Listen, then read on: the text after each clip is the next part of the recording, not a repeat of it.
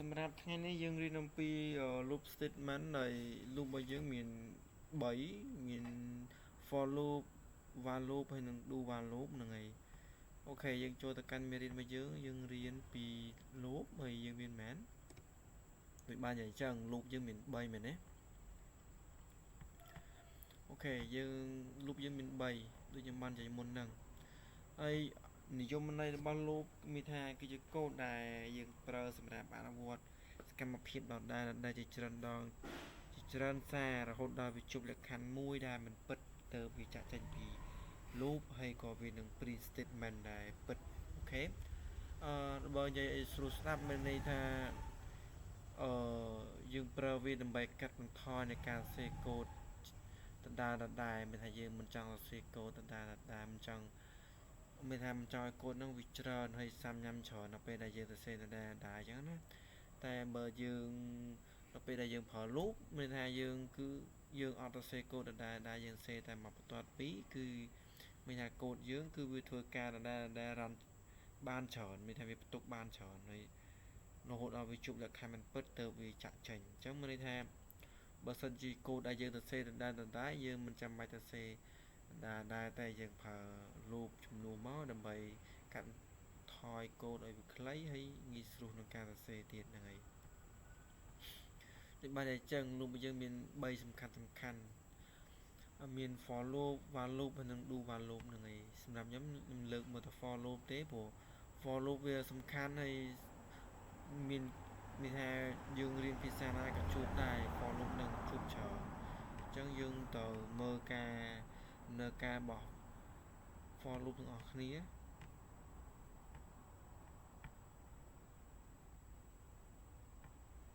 អូខេកន្លែងនេះគឺ for loop ទេអ្នកនរនេះសារតែខ្ញុំមិនបានដូរចេញទៅវាទៅជា while loop វិញតែពិតឡើយនេះ for loop ទេហើយខ្ញុំន័យរបស់ for loop ដូចខ្ញុំន័យកាលមុនដែលខ្ញុំបាននិយាយមុនដែរមានន័យថាគឺជាការ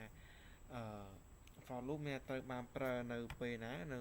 ពេលដែលចំនួន iteration មានចំនួនចាប់ផ្ដើមយើងមានចំនួនចាប់ផ្ដើមមានលក្ខខណ្ឌហើយនឹងអីគេមាន increment និង decrement អូខេសម្រាប់ loop ដូចខ្ញុំបាននិយាយចឹងវាមាន3ទី1មាន initialize មានថាចំណុចចាប់ផ្ដើមហើយទី2មាន condition មានលក្ខខណ្ឌទី3គឺវាមានអីគេមាន increment និង decrement នេះទម្រង់ទូទៅដែលគេសរសេរយើងត្រូវចេះដែរនេះជា variable name នេះជា data type name នេះគឺជា variable name ហើយនេះជា data type name ហើយនេះជា variable name អូខេ variable name វាជា initialize ដែលយើងបានផ្ដល់តម្លៃវាចាក់តម្លៃដែលចាប់ផ្ដើមដំបូងគេគេហៅថា index ទី0គេហៅថាជា index សម្រាប់ for loop ហើយសម្រាប់10គឺជាលក្ខខណ្ឌដែលយើងបានដាក់កំណត់ឲ្យវាធ្វើការមានថាអានថា condition ជាលក្ខខណ្ឌដែលយើងដាក់ឲ្យវាធ្វើការទៅឲ្យវា loop ពីណាដល់ណាអញ្ចឹងទៅហើយនេះគឺចំនួននៃការ increment ឬក៏ decrement ដែលយើងបានធ្វើតែក្នុងនេះយើងនិយាយអំពី increment ហើយ increment ជាការកើនការកើនឡើងជាបន្តដោយវាកើនឡើងក្នុងមួយកត្តាឬក៏ក្នុងមួយ element ក្នុងមួយធាតុដល់ពេលធ្វើការចាប់គឺវានឹងបូកជាមួយនឹងធាតុដើមរបស់វាហើយវាកើនមួយធាតុអញ្ចឹងទៅបូកជាមួយធាតុរបស់វាដែលវាចាប់ផ្ដើមធាតុដំបូងចាប់ផ្ដើមទៅមកបើសិនជាពិតវានឹងមកធ្វើការគេមកធ្វើការ print statement ដែលយើងចង់វា print នៅក្នុងសញ្ញា curly brace ហ្នឹងអូខេយើងទៅធ្វើមើលការតេស្តកូដទាំងអស់គ្នា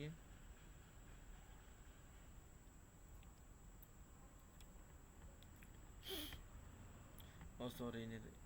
កូដ API របស់ខ្ញុំPHP របស់ខ្ញុំសូមដូរចូលសិន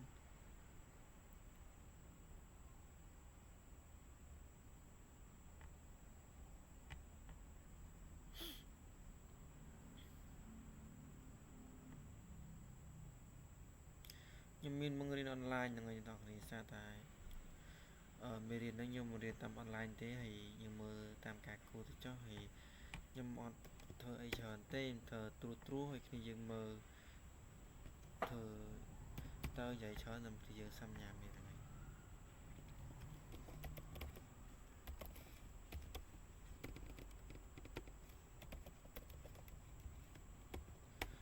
dương đằng ơi thay dương mua nâng bị chỗ ba nhưng thờ thơi kìa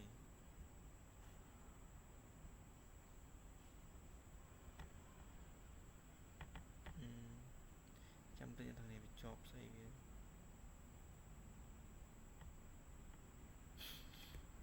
ok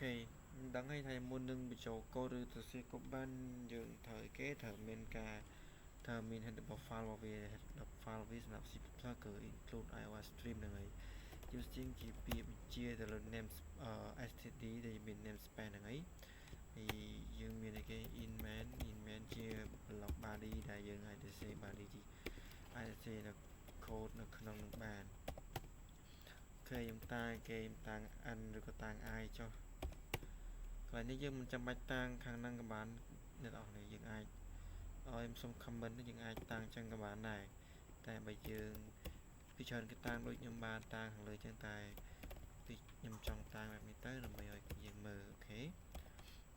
đôi khung cô đây nhầm ăn mơ mình cái smart số này ai bây giờ tôi chuyển đó ai ngoài ai bây giờ này cái một bốn nhà cơn nó mua cái ta ok chúng ta dùng thư ca thì thư ca print chúng ta mình ca return này ok em xong bây giờ tam cho nó cho mình được muối thì giờ mới tới rồi ba okสำหรับ follow ដូចខ្ញុំបានចែកនេះគឺជានេះគឺជា Thai ដែលយើងបង្កើតហើយជាវ៉ារបស់ដែលយើងបង្កើតដូចគ្នាមានថាយើងបង្កើត data Thai វាជាគេហើយយើងតាមវ៉ារបស់វាជាអីគេហើយយើងផ្ដល់តម្លៃវាដល់ដាច់ឲ្យវាទីឲ្យវាថា follow វាចាប់ផ្ដើមពី0ហ្នឹងហើយ index របស់វាគេហៅក្នុង for loop ឬក៏ while loop គេហៅថា index array គេហៅ index គ្នាមានថាវា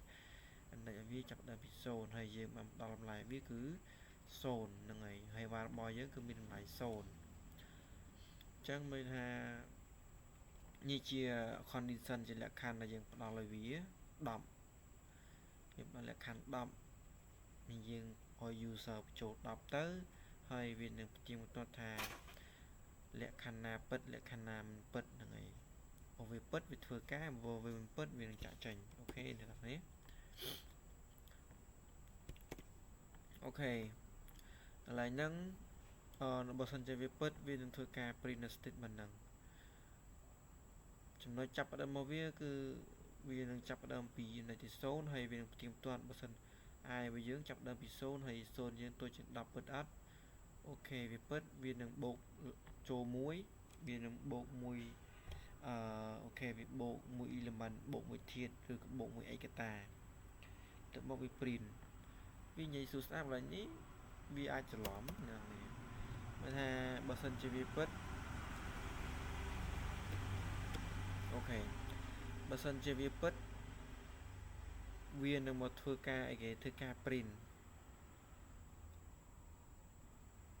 វានឹងធ្វើការ print i របស់យើងដែលស្មើទៅដោយ1 2 3អូខេ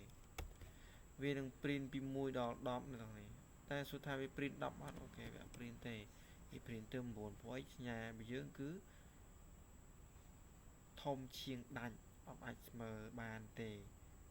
អូខេចឹងឡើយយើងខំ comment មួយចឹងបើសិនជាអាយរបស់យើង0ហ្នឹងតូចជាង10ពិតអត់ពិតវាមិនធ្វើការ print statement ទៅមកវានឹងបូក1ចូលបូកវិធាតុចូលចឹង0បូក1មិនឡើង1មែនទេឡើង1អញ្ចឹង1តូចជាង10អត់តូចជាងពិតអត់ពិតវានឹងធ្វើការ print statement ទី2គឺវា print លេខ1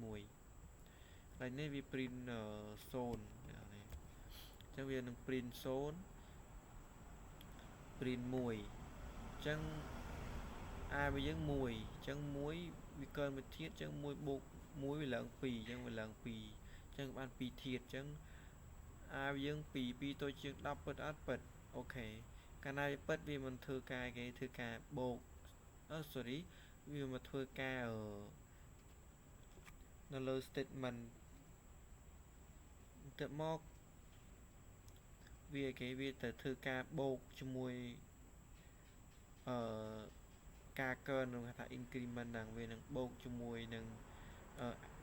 i មួយទៀតអញ្ចឹងមានន័យថា i របស់យើង2អញ្ចឹងបូកថែមមួយទៀតគឺ3អញ្ចឹង3 i របស់យើង3តូចជាង10បាត់តូចជាងកាលណាតូចវានឹងធ្វើការ print ម្ដងទៀតអញ្ចឹងមានន័យថាវាធ្វើកូដហ្នឹងវាធ្វើដដែលរហូតដល់អីគេដល់9អញ្ចឹង i របស់យើង8ឧទាហរណ៍8អញ្ចឹងវាបូកដល់8បូកមួយទៀត9ពិតអត់អូខេវាពិតអញ្ចឹងវាពិតវានឹងមកធ្វើការ print statement នឹងបន្ទាប់ទៅមក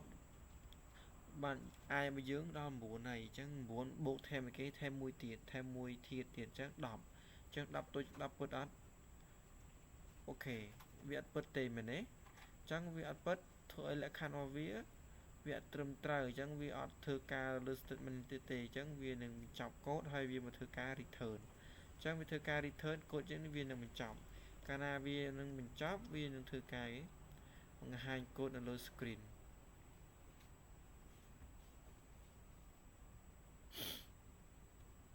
អូខេអ្នកទាំងនេះឃើញហើយមានអីគេមាន1មាន2មាន1មាន2ចឹងទៅមាន3រហូតដល់គេដល់9អញ្ចឹង10វាអត់ print ទេព្រោះអីវាតូច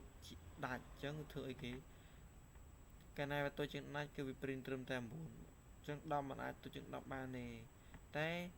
យើងមាន10ធាតុហេតុអីបានថាមាន10ធាតុព្រោះអីយើង store ពី0អញ្ចឹងយើងតម្លៃដែលយើងចាប់ផ្ដើមគឺ0អញ្ចឹងវារាប់ពី0ទៅ0ដល់9បានយើងបូកថែម1ដល់9មាន9ធាតុមែនទេហើយបូកថែម0វា10ធាតុអញ្ចឹងយើង print 10ធាតុអូខេបើសិនតែយើងដាក់ស្មើគឺវា print ទាំងលេខ10ដែរធ្វើឲ្យមានគេមាន11ធាតុអូខេអញ្ចឹងសម្រាប់លោកខ្ញុំមានតែប៉ុណ្្នឹងទេហើយសង្ឃឹមថាអ្នកគ្នាយល់ហើយយើងនឹងធ្វើការបន្តទៀតទៅលើ while loop ហើយនឹង do while loop ហ្នឹងហើយអរគុណច្រើនអ្នកទាំងអស់គ្នា